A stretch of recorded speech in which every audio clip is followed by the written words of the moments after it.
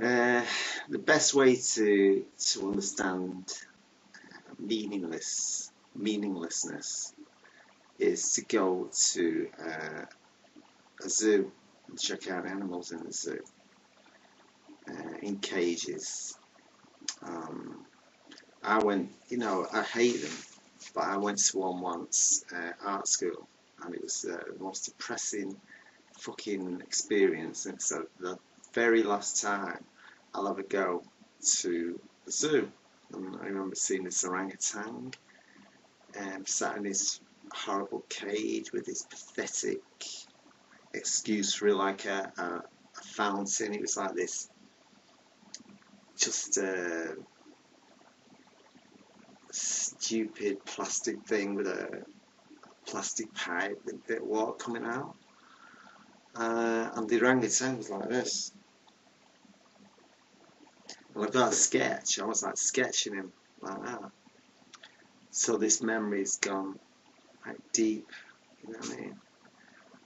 One time, when I was about 13, I went to this zoo in Devon, and this monkey was freaking out, throwing his shit all over the place at people, and we were all ducking, and it was like fun, it seemed like fun, because I mean I was like I could be a silly kid, I didn't understand what was going on, but obviously this monkey was freaking out, like anybody would, with lots of stupid morons come staring at him and doing all kinds of shit, day in, day out. And it had enough, and it's just like throwing shit at people like people would in jail, and freak out with the shit and everything like that. It's like degradation. And it shows the mindset of humans that we create zoos and stick animals in cages, right? And basically, that's, our situation. We're in cages. CCTV cameras everywhere. Nowhere to roam about. Just hemmed in. I mean, there's some places, where people have to live. America, the projects, ghettos, things like that. Here we got tower blocks, we got housing estates, what I mean? People are frightened to go out, all they've got is TV, past the rooms, and that huge fucking TVs, taking over the room with these fucking adverts. So you're watching something. I mean, Americans might be so used to this, but in England it's not that way. You sort of we at least have the BBC, so you're watching something, you're into it like that, and you can watch it from beginning to end. You've got nothing but ear. With all these digital channels now, you can be watching something, and all of a sudden you might be really into it, and then you get these stupid fucking adverts after about 5 minutes or 10 minutes like that. And they assault your intelligence, the repetitious, the stupid, and the fucking up your mind. These fucking things. What I do is, if I happen to be watching, I'll turn the sound down, and then at least you're not getting the sound with it, and you can be really studying what they're doing. I find it much more intense. You can study exactly the tricks they're playing. You know what I mean?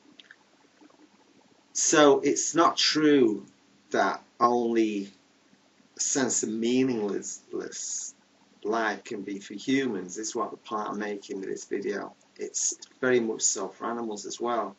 It's when you take them from the land, and that is the key thing, the land. When we lose connection with the land, we lose meaning. When Native Americans were hoarded into reservations, they lost meaning, life. Kids are on methamphetamine, there's drink problems, there's fucking all kinds of shit, right? The same in our society. We were had indigenous people, that even though it was a kind of like a feudal kind of like environment, they had some meaning to their lives, the work they're doing, with watching the seasons change, you know what I mean, everything like that. They're shunted off to the slums where the houses surround a fucking factory. You know what I mean? You look at these designs, they just all surround the factory and then the pub, and that's it, you know. And even in those, you know, degraded times when they had the working class community, so there's some kind of meaning going on there that they're clinging to.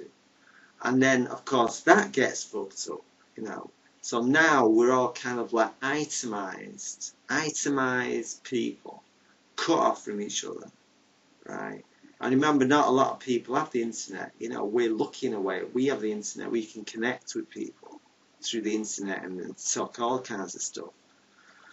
Amendum and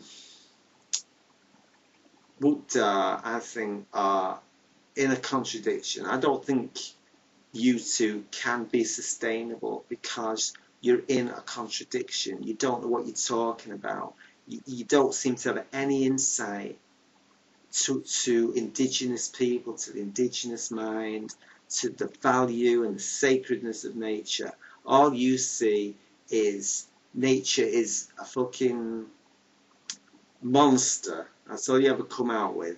And that your silly little noggins of intelligence is somehow superior. That is bullshit. And you'll come up against it because you don't know what you're fucking talking about. You make me angry because you're like infiltrators. You're coming into this scene, oh, we've sustained. I'm very happy you're going into sustainability, but your whole attitude is against it. Your whole attitude is like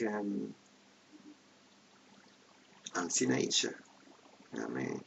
So I don't understand that. So yeah, you know, meaning is being with the land, understanding the sacredness of the land, right?